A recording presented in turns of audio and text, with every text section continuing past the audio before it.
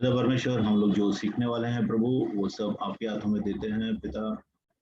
पवित्र आत्मा के द्वारा हमें सिखा प्रभु कि प्रार्थना कैसे करते हैं और प्रार्थना के अलग अलग पहलुओं को प्रभु कैसे अलग अलग समयों में अलग अलग किस्म की प्रार्थना करनी चाहिए पिता। होने दे पिता परमेश्वर, आज हमारे साथ आप बातें करें जिस तरह से प्रभु समुद्र के किनारे पे बैठ के आपने सब लोग को सिखाया पिता परमेश्वर, उसी तरह से आज हम भी प्रभु किनारे पे बैठे हैं प्रभु। और प्रभु हमें तो सिखा पिता परमेश्वर, तेरे पुत्र के द्वारा धन्यवाद करते हैं प्रभु, यीशु मसीह के नाम से मांगते हैं, आमीन। ओके, आज जो है, आज हम लोग एक दो मे भी 3 सत्र जो है उसमें हम लोग सीखेंगे कि प्रार्थना और उपवास के बारे में। ठीक है, प्रार्थना क्या है सीखेंगे, प्रार्थना के अलग अलग पहलू हैं। कितने लोग समझते हैं प्रार्थना जो है कुछ हम लोग शब्द बोले परमेश्वर को, वो प्रार्थना है। लेकिन जिस तरह से माँ बच्चे के बीच में कम्युनिकेशन होता है, बातचीत होती है, कितना बार बच्चा क्या बोल रहा है माँ को समझ में आ जाता है। छोटे बच्चे को जबान नहीं रहती है, छोटा बच्चा बोल नहीं सकता है, लेकिन माँ उसके सब इशारों को समझती है। उसी तरह से कितना बार हमारे सिर्फ बोल से नहीं, हमारे विचार से, हमारे सिस्कियों से, अलग अलग तरीकों से हम प्रार्थना करते हैं और परमेश्वर उस प्रार्थना को सुनते हैं। ठीक है, आज एक एक चीज देखेंगे हम लोग। 1 शमूएल पहला शमूएल पहला अध्याय निकालिए 10 और 15। पहला शमूएल का पहला अध्याय।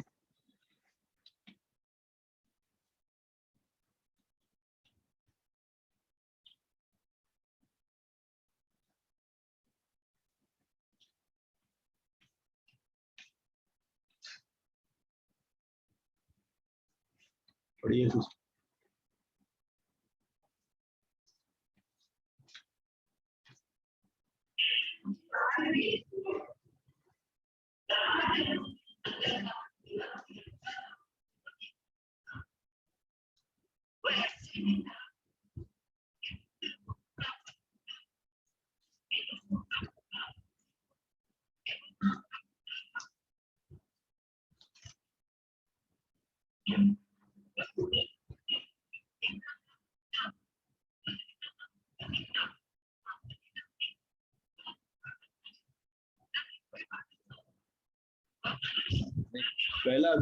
पहला अध्याय का 10वें से पढ़िए।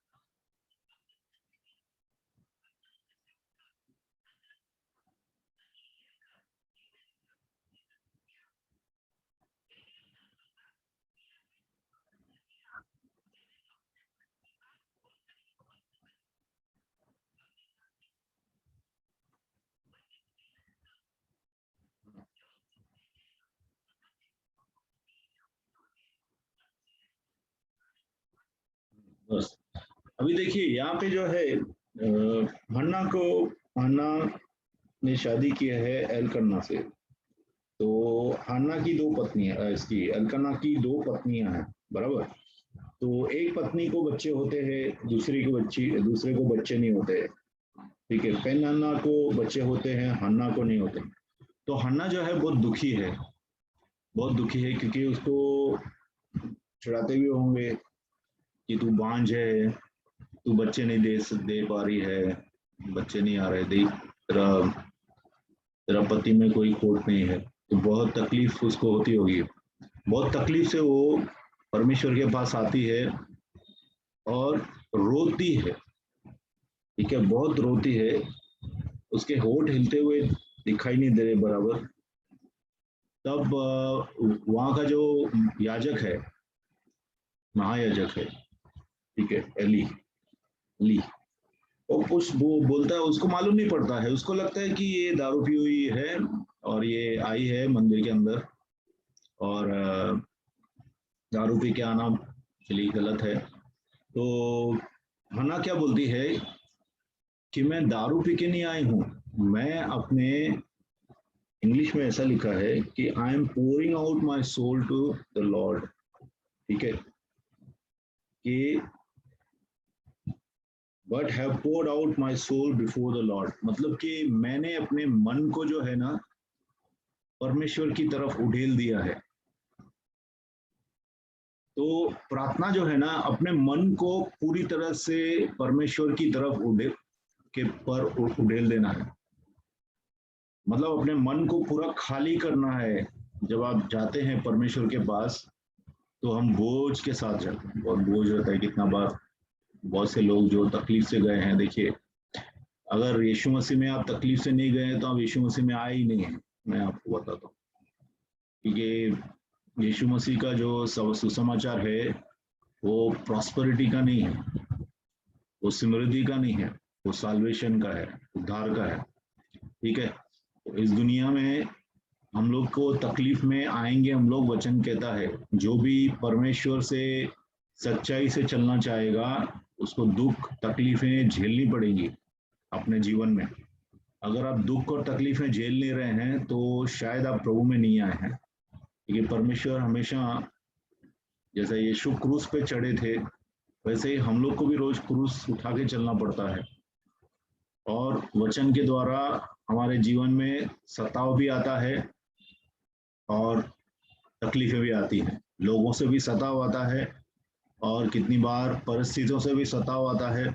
तो इन सब चीजों में जब हमारा ताकत रहता है प्रार्थना, तो अगर हम प्रार्थना में जाते हैं, हम लोग अगर प्रार्थना करते हैं तो हम देखेंगे कि परमेश्वर हमें बल देते हैं, प्रार्थना के द्वारा हमें बल मिलता है।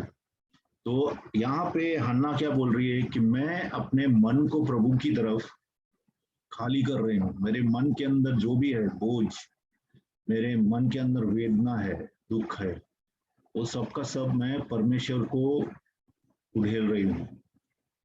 तो हम लोग उड़ेलते हैं क्या? हम लोग परमेश्वर को अपना मन उड़ेलते हैं, क्योंकि प्रार्थना का मतलब है अपने मन को, हमारे मन के अंदर जो दुख है, तकलीफ है, सब परमेश्वर को उड़ेलना, और हम परमेश्वर की उपस्थिति में बल पाते हैं। आजकल ऐसा हो रहा है क्योंकि अंतिम समय बहुत नजदीक है, अंतिम समय चल रहा है, तो प्रार्थना में बहुत रुकावट डाल रहा है शैतान। आप जब प्रार्थना करने बैठते हैं तो बहुत सी चीजें आपके बीच में आती है, ठीक है, लेकिन अगर आप तकलीफ से जा रहे हैं तो आपकी प्रार्थना जो है वह एक, मतलब आप करेंगे ही, आप प्रार्थना के लिए बैठेंगे ही अगर आप तकलीफ में हैं तो। और अगर आपने ये सीखा नहीं है कि मैं प्रार्थना, कुछ भी तकलीफ हो तो किधर भागो मत, किसी के पास भागो मत, किसी को फोन करके मत बोलो अरे आप मुझे प्रार्थना करो, आप खुद प्रार्थना करो, आप खुद परमेश्वर की उपस्थिति में बैठिए और अपने दिल का जो भी बोझ है परमेश्वर को डालिए, क्योंकि सब परमेश्वर के बच्चे हैं, हम सब परमेश्वर के बच्चे हैं, परमेश्वर को सब चीजें बतानी है। अगर कुछ बोल नहीं पाते हैं परमेश्वर के इसमें उपस्थिति में, तो परमेश्वर की उपस्थिति में रो सकते हैं आप, परमेश्वर की उपस्थिति में रोइए, परमेश्वर के उपस्थिति में सिसकियां भरी, क्योंकि क्या होता है परमेश्वर हमारे शब्दों से उनको मालूम पड़ता है हम लोग को क्या चाहिए, ऐसा नहीं है। जब प्रार्थना करते हैं हम लोग तो हम बताते हैं कि प्रभु मैं तेरे ऊपर ही डिपेंडेंट हूँ, मैं तेरे ऊपर ही आधार करता हूँ, मेरा कोई नहीं है, ठीक है, मुझे कोई इस परिस्थिति से बाहर नहीं निकल सकता है, तू ही बाहर निकाल सकता है। तो इसके लिए हम क्या पूरी तरह से जब प्रभु की तरफ आधारित हो जाते हैं तो हमारी प्रार्थना में प्रभु पावर डालता है और उसका फल आता है। देखो अभी यहाँ पे जैसा फल कैसा आया, उसने वाचा बांधी, प्रभु को बोला कि शमूएल मेरा जो बेटा, शमूएल उस वक्त मालूम नहीं था उसको शमूएल रहेगा, लेकिन जो मेरा पहला बेटा मुझे तू देगा, ठीक है, जो मेरा, देखो क्लियरली बोला है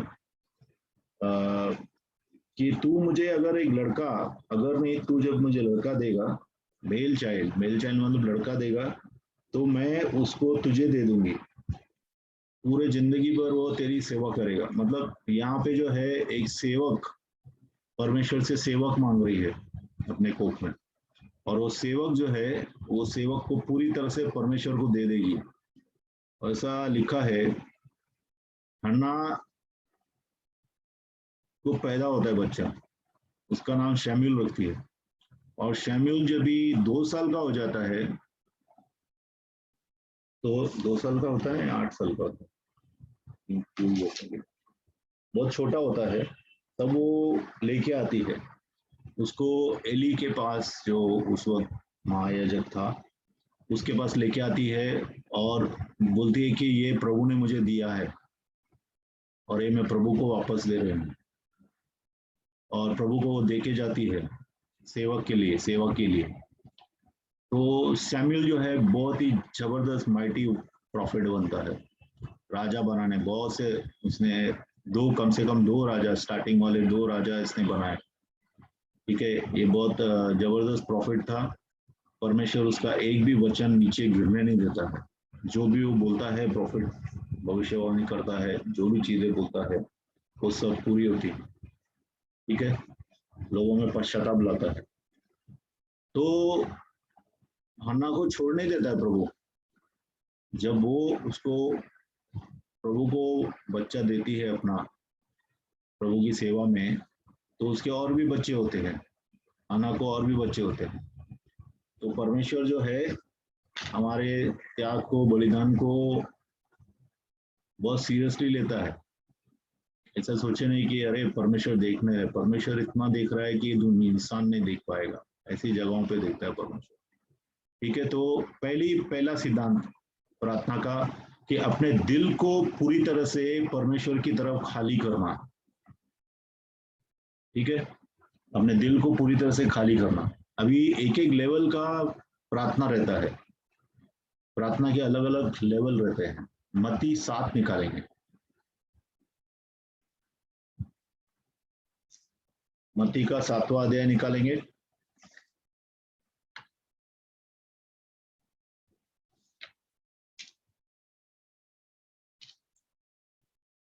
सात से लेके 11 पढ़ेंगे।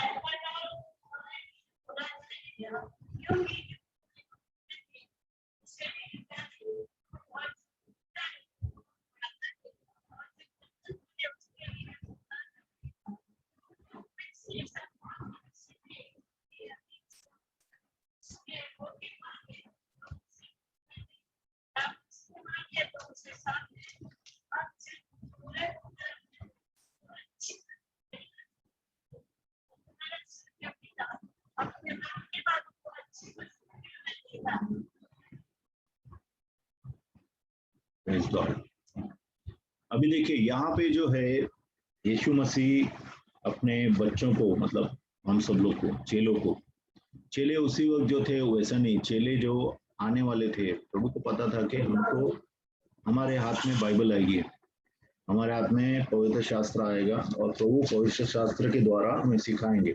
तो प्रभु यहाँ पे पवित्र शास्त्र के द्वारा हमें सिखाते हैं कि प्रार्थना 3 लेवल की होती है, मांगो, खटखटाओ, ढूंढो, ठीक है, मांगो, ढूंढो, खटखटाओ।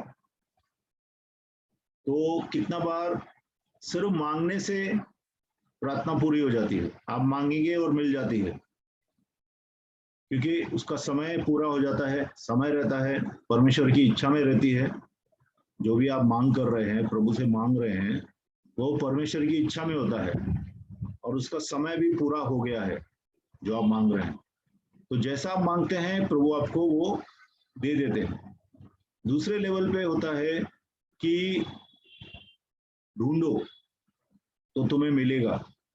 अभी जैसे कितनी जगहों में हम लोग को ढूंढना पड़ता है। से फॉर एग्जांपल पत्नी है, आप शादी करना चाहते हैं, आप विश्वासी बच्चे हैं और आपको एक विश्वासी बच्ची बहन चाहिए शादी के लिए, तो आपको ढूंढना पड़ता है।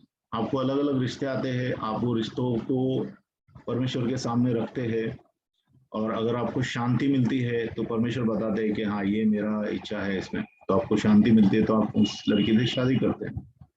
या आप जॉब ढूंढ रहे हैं या आप बिजनेस कौन सा करें ढूंढ रहे हैं, ठीक है, तो हर एक चीज में, या फिर आप कलीसिया के लिए जगह ढूंढ रहे हैं, तो ढूंढोगे तो तुम्हें मिलेगा। और खटखटाओगे मतलब आपको कितना बार क्या होता है कि आपने ढूंढ लिया है,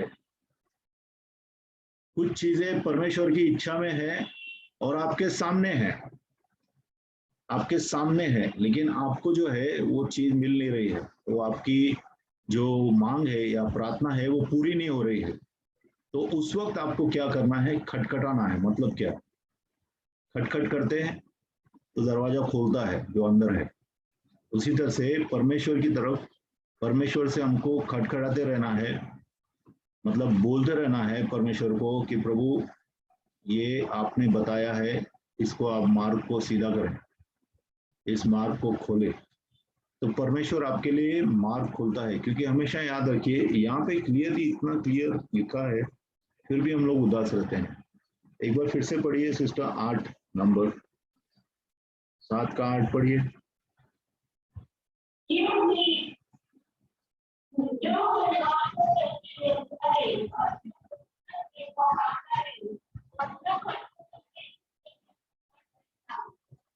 ठीक है, जो तुम ढूंढते हो, जो तुम मांगते हो, जो तुम खटखटाते हो, हर एक के लिए परमेश्वर काम करता है, हर एक के लिए। ठीक है, हर एक के लिए परमेश्वर काम करता है।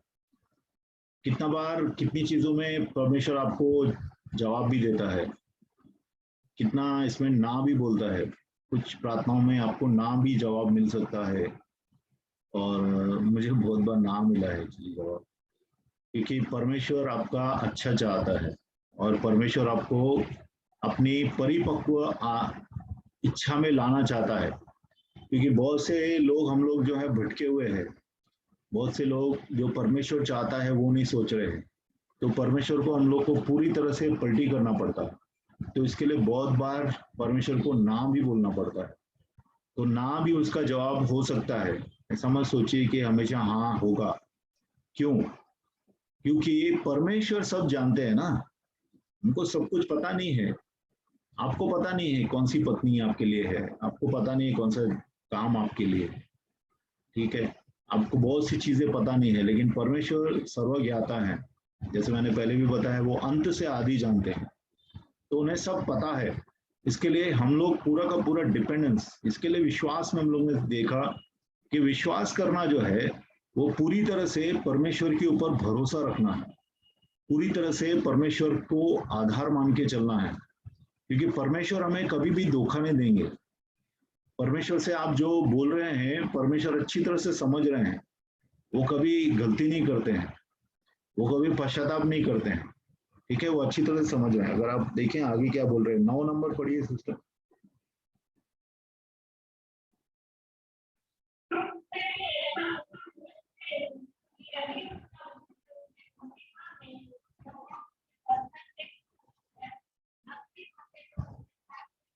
हम्म, 11 भी पढ़िए।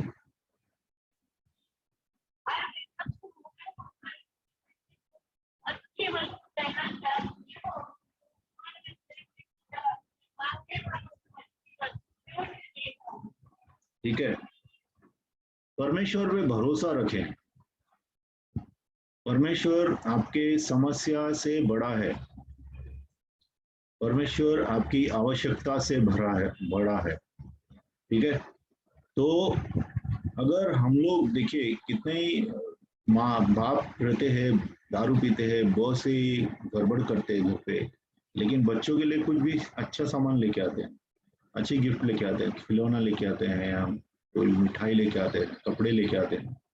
मतलब परमेश्वर का वचन बोलता है कि अगर एक दुष्ट बाप भी, ठीक है, जानता है कि अपने बच्चों को किस तरह से पालना है, कैसा उनको चीजें लेके आनी है, तो आप जब पिता परमेश्वर से कुछ मांगते हैं तो उस पर भरोसा रखें कि वो ही देगा आपको जो आप मांग रहे हैं। या तो ना बोलेगा, या तो आपको बदली करेगा और बताएगा कि ये नहीं, ये सही है तेरे लिए, ठीक है। इसके लिए एक गीली मिट्टी की तरह आप परमेश्वर की तरफ आना चाहिए। जब भी आप प्रार्थना करने के लिए आते हैं तो एक गीली मिट्टी की तरह प्रार्थना करना चाहिए कि परमेश्वर तेरी इच्छा पूरी हो। इसके लिए यीशु बोलते हैं कि प्रभु तेरी इच्छा पूरी हो, मेरी नहीं हो। क्यों?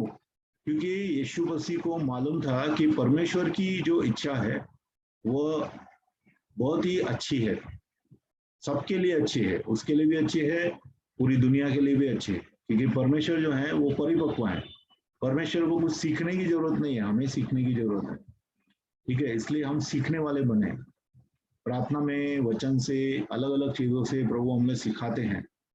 जब तक विश्वासी चेला नहीं बनता है तब तक वो परमेश्वर के राज्य में काम नहीं आता है।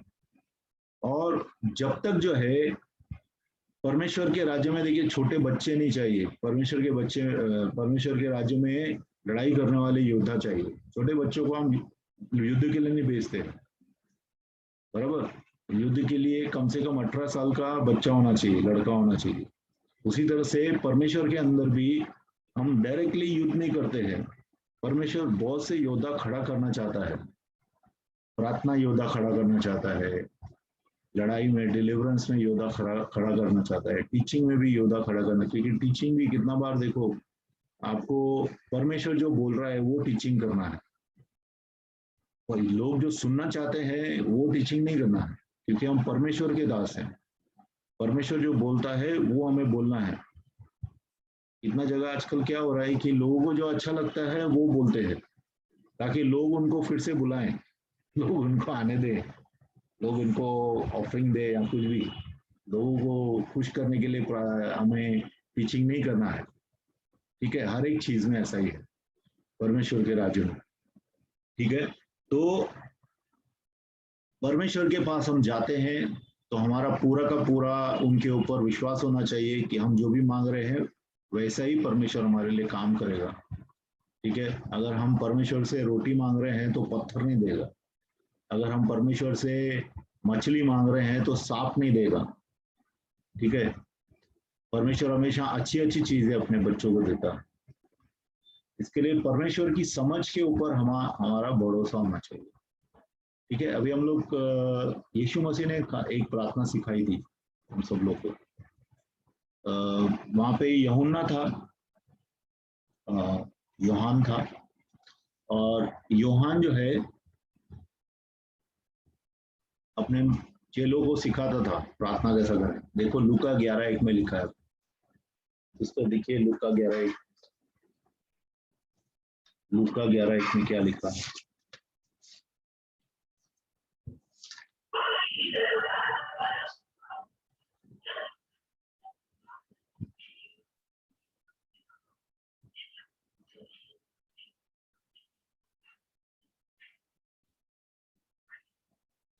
ठीक है, यूहान अपने चेलों को प्रार्थना करना सिखाते थे।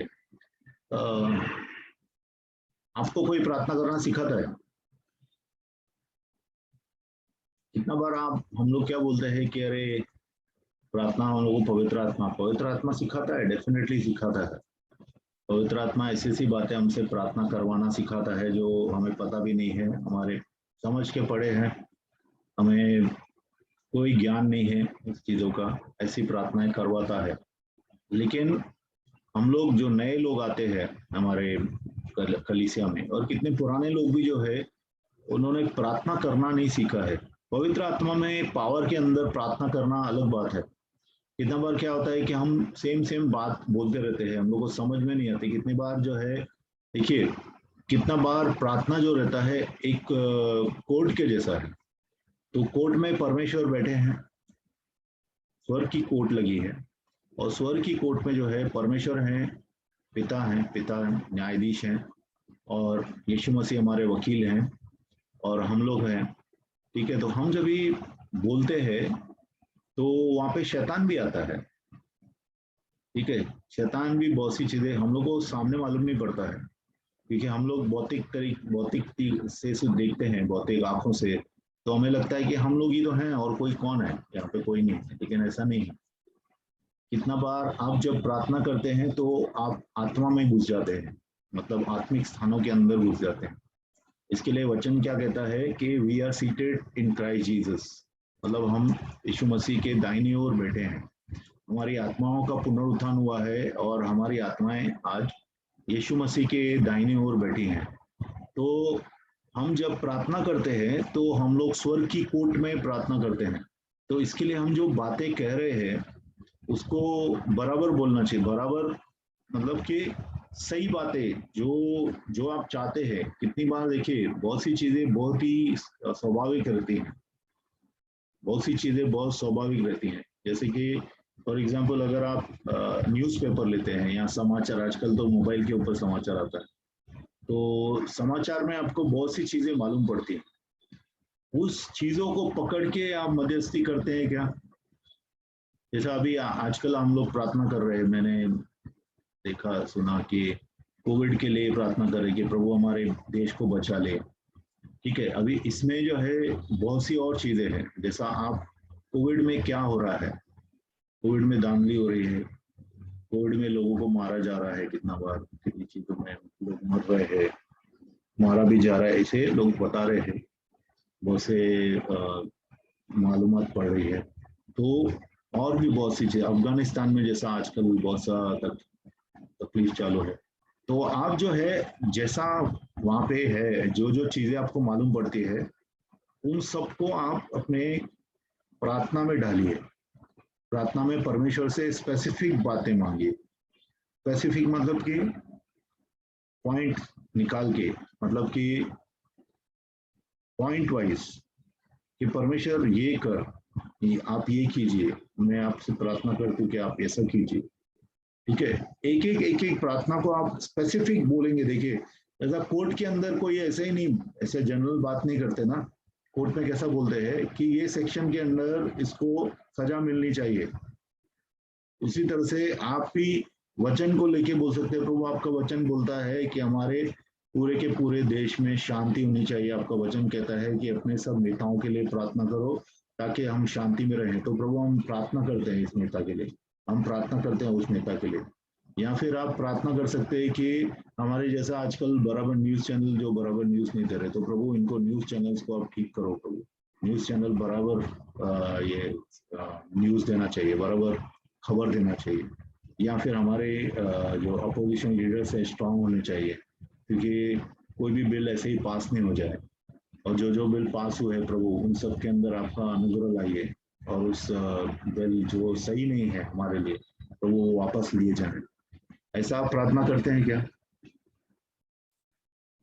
तो क्योंकि हम लोग स्वर्ग की कोर्ट में हैं, तो इसके लिए यीशु मसीह से, जब यीशु मसीह के पास उसके चेले आए तो प्रभु ने उनको प्रार्थना करना सिखाया, बराबर। तो देखेंगे मत्ती 6 अध्याय निकालेंगे, मत्ती का 6 अध्याय निकालेंगे।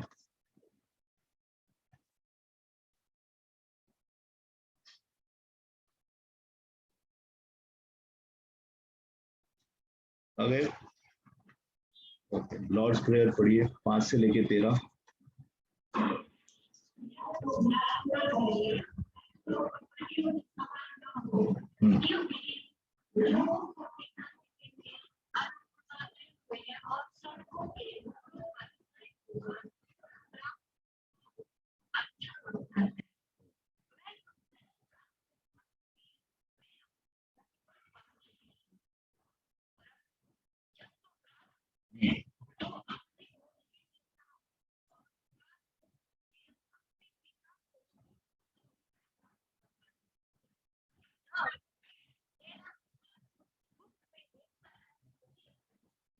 रुकिए, अभी देखिए यहाँ पे क्या बोल रहा है प्रभु का वचन।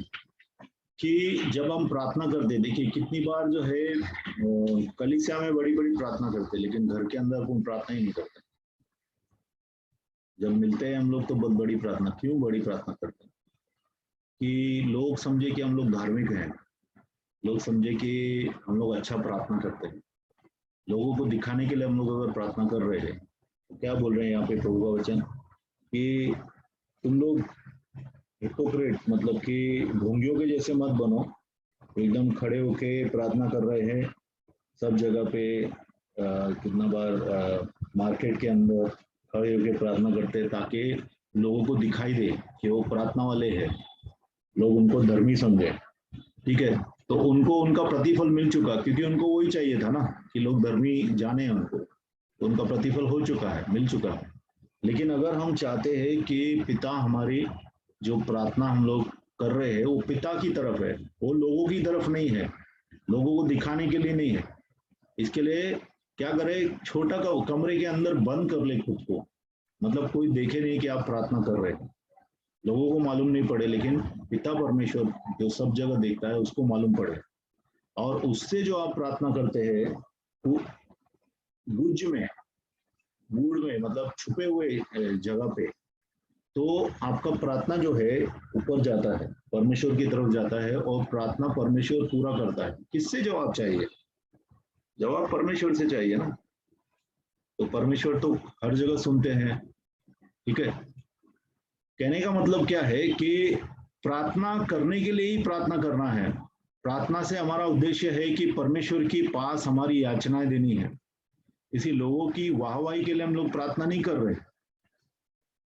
ठीक है, और परमेश्वर ये सब जानते हैं, परमेश्वर हमारे उद्देश्य को जानते हैं। देखो, इसके लिए वचन कहता है कि जो मनुष्य है वो बाहरी दिखावा देखता है, बाहरी चीजें देखता है, लेकिन परमेश्वर हमारे दिल को देखता है। हमारे दिल में क्या है, हमारे दिल के ध्येय क्या है, हमारे दिल के पीछे कारण क्या है, वो सोच क्या है, वो देखते हैं। ठीक है, हमारे विचार के पीछे एक कारण रहता है, वो परमेश्वर देखते हैं। हमारा विचार भी सही होना चाहिए, हमारा विचार भी शुद्ध होना चाहिए। उसके बाद में क्या पढ़िए सिस्टर?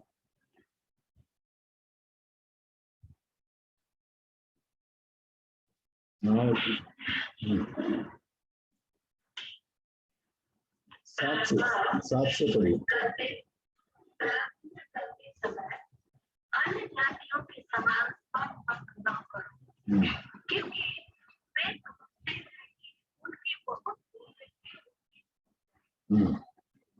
ठीक है, हाँ बोलिए बोलिए।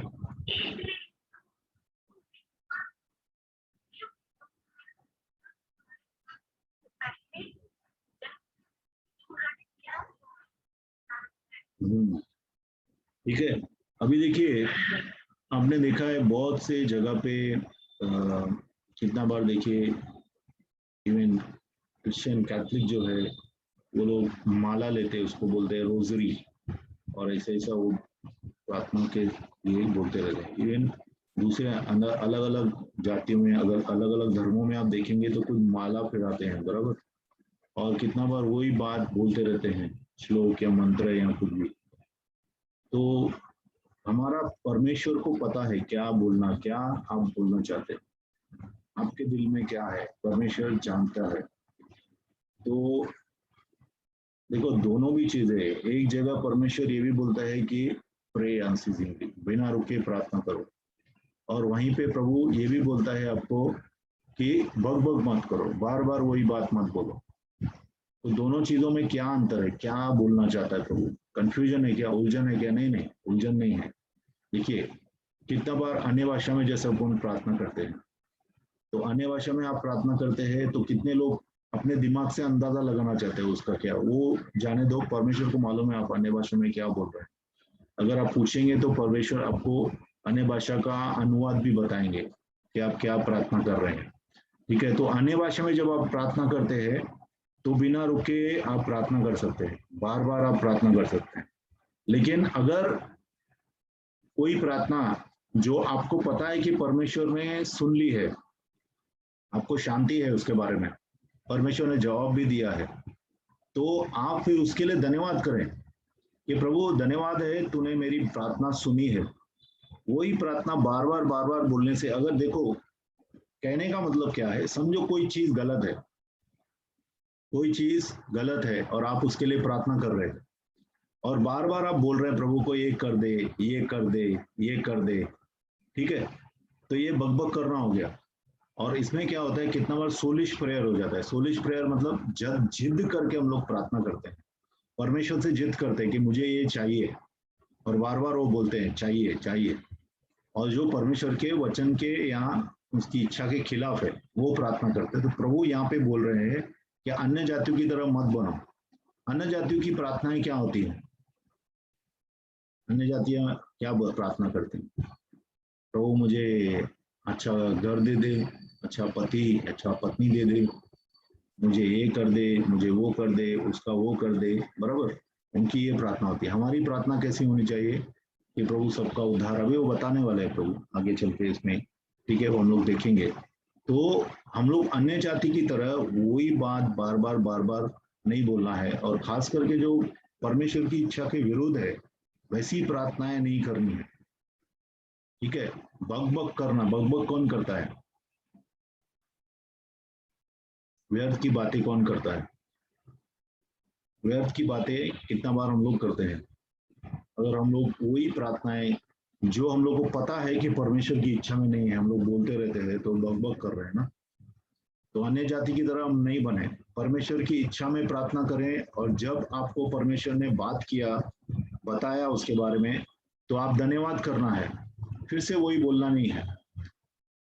2-3 बार ऐसा बोला है, प्रभु ने भी बोला है, अब्राहम ने भी बोला है, लेकिन अब्राहम ने तो बहुत सालों में बोला है। 25 साल तक उसको बच्चा नहीं था, प्रभु ने उसको बोला था कि तेरे को बच्चा दूंगा, लेकिन 25 साल, आप सोचिए। और प्रभु जो क्रूस पे जाते हैं तो 3 बार वही प्रार्थना करते हैं। क्यों? एक आदमी मरने वाला है, मरने वाला है, और वो परमेश्वर है खुद, यीशु मसीह खुद परमेश्वर है और मनुष्य है, और वो मरने वाला है, और मरने के पहले उसका पिताजी उसको छोड़ देने वाला है, उसकी संगति टूटने वाली है। इसलिए वो 3 बार प्रार्थना करता है कि प्रभु अगर तू चाहे तो ये कटोरा मेरे हाथ से निकाल दे, ठीक है। इसके लिए वो 3 बार प्रार्थना करता है, लेकिन मेरी इच्छा पूरी ना हो, तेरी इच्छा पूरी हो, ठीक है। तो प्रार्थना जो है वो हथियार है, और उसको बराबर इस्तेमाल करना बहुत जरूरी है। प्रार्थना सबसे ज्यादा, सबसे खतरनाक हमारे हाथ में प्रभु ने हथियार दिया है। ऐसा है जो मिसाइल से भी ज्यादा खतरनाक है। मिसाइल रहता है ना, एक देश से दूसरे देश में मार कर सकते हैं आप मिसाइल से। प्रार्थना से आप पूरे के पूरे दुनिया के लिए प्रार्थना कर सकते हैं।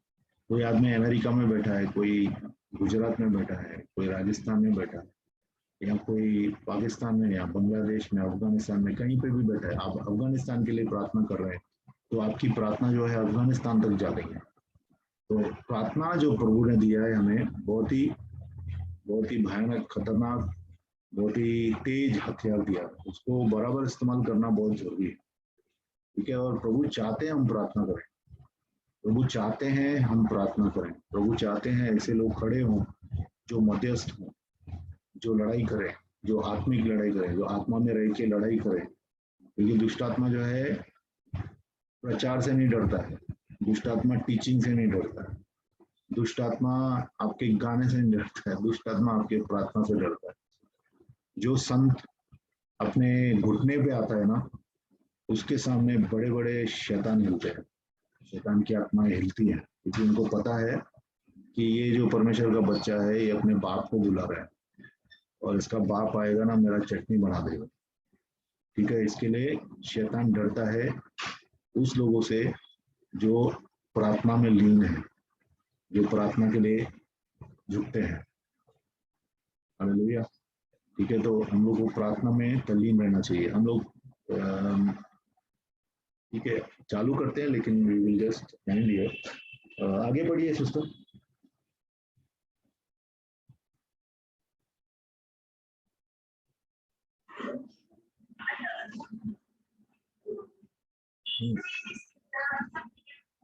इस रीति से प्रार्थना किया करो।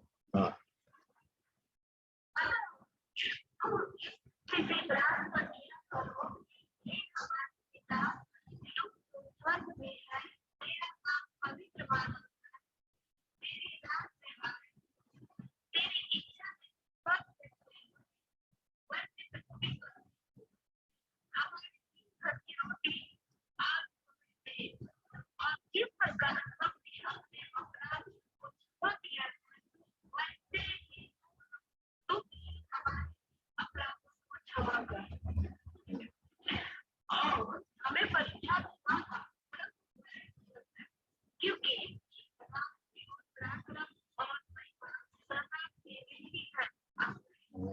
ठीक है। अभी थोड़ा सा हम लोग देख लेते हैं एक वचन पहला। तो जब भी प्रार्थना करें हमेशा पिता को करें।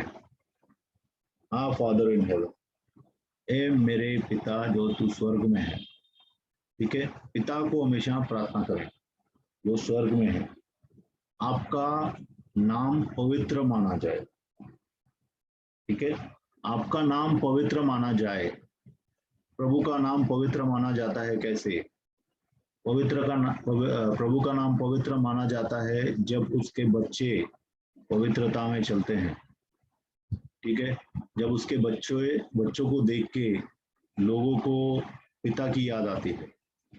हमारा जीवन कैसा है? हमें लोग आज देखो, बहुत से लोगों को क्या मालूम है अभी तक देखो नया जन्म प्राप्त किया, आपने मालूम पड़ा आपको कि क्रिस्ती कौन रहते हैं। क्रिस्ती लोग सिर्फ नाम वाले जो रहते हैं वो क्रिस्ती नहीं है। जिनका बचपन में नाम योहान या अंद्रयास या मत्ती लूका रखा गया या बाइबल के नाम रखे गए, वो प्रभु में है ऐसा नहीं है, है ना। प्रभु में वो लोग हैं जो नया जन्म प्राप्त किया है, जिन्होंने पवित्र आत्मा पाया है, जिनके पाप क्षमा हुए हैं, जिन्होंने पाप छोड़ा है। लेकिन दुनिया को क्या पता है? दुनिया आज बोलती है कि माइकल तो दारू पीने वाला आदमी, मेरी तो वो है जो लड़कों के साथ घूमती है। तो परमेश्वर का नाम पवित्र नहीं माना जाता है क्योंकि हमारा जीवन पवित्र नहीं है। ठीक है, तो तेरा नाम पवित्र माना जाए मतलब तेरा नाम बहुत ही आदर से लिया जाए। पवित्र माना जाए मतलब तू प्रभु अलग है, तू पूरी दुनिया से अलग है, तू पवित्र है। तो लोग जाने कि तू पवित्र है, तू अलग है, तू परमेश्वर है, ऐसा लोगों को पता चले कि तू परमेश्वर है। आज लोगों को पता नहीं है, बहुत से लोग जो जानते हैं ना, उनको पता ही नहीं है कि नया जन्म क्या होता है, प्रभु का जन्म क्या, प्रभु में जन्म क्या होता है, प्रभु क्या है, नहीं पता है। तो हम प्रार्थना जब भी चालू करते हैं तो हमारा प्रार्थना ये होना चाहिए कि परमेश्वर तेरा नाम पवित्र माना जाए और तेरा राज्य आए। मतलब कि पूरी दुनिया में परमेश्वर का राज्य होना चाहिए था। एक्चुअली परमेश्वर ने सब कुछ बनाया है ना। जो भी हम लोग देखते हैं, जो भी खाते पीते हैं, सुनते हैं, जो भी कुछ करते हैं, हमारा जीवन प्रभु में है। प्रभु को जानते हैं या नहीं जानते हैं, प्रभु ने उपजाया है। तो पहली प्रार्थना हमारी होनी चाहिए कि पूरी दुनिया जो है परमेश्वर को जाने, पूरी दुनिया परमेश्वर में बचाई जाए, उसका राज्य हर एक के दिल में आए। ठीक है, ये हमारा पहला प्रार्थना होना चाहिए। ठीक है, यहाँ पे एंड करते हैं हम लोग, फिर कल हम यहाँ पे चालू रखेंगे और प्रार्थना की अलग अलग चीजों को सीखेंगे। पिता परमेश्वर, हम लोग प्रार्थना करते हैं प्रभु कि आज जो भी हम लोग ने सीखा है उसको पकड़ लें पिता परमेश्वर। वो टीचिंग है पिता, तो प्रभु हर एक को प्रभु तू उनके दिल में प्रभु तू उत्साहित कर कि वो इन सब वचनों को पकड़ें, हम सब इन वचनों को पकड़ें और उसी तरह से हम प्रार्थना करें। क्योंकि प्रभु हम आपके कोर्ट में आते हैं, जब भी हम प्रार्थना करते हैं तो प्रभु आपके कोर्ट में आने से, आपके अदालत में आने के बाद हम सही तरीके से प्रार्थना करें ताकि हमारी प्रार्थनाएं जो हैं उनमें ताकत आए, पावर आए। पिता परमेश्वर धन्यवाद करते हैं प्रभु, जो जो सुन रहे हैं प्रभु, जिन जिन लोगों ने प्रभु आज सुना है प्रभु, उन सबको स्ट्रांग बना प्रभु, उन सबको पावर में लेके आ पिता परमेश्वर। हमारी प्रार्थनाओं के अंदर प्रभु ताकत हो पिता परमेश्वर, और प्रभु हमें नम्र बना के रख, क्योंकि नम्र और दीन लोगों की प्रार्थनाएं तू सुनता है पिता। धन्यवाद करते हैं प्रभु, सब लोगों को आपके हाथों में सौंपते हैं यीशु मसीह के नाम से। Yes brother.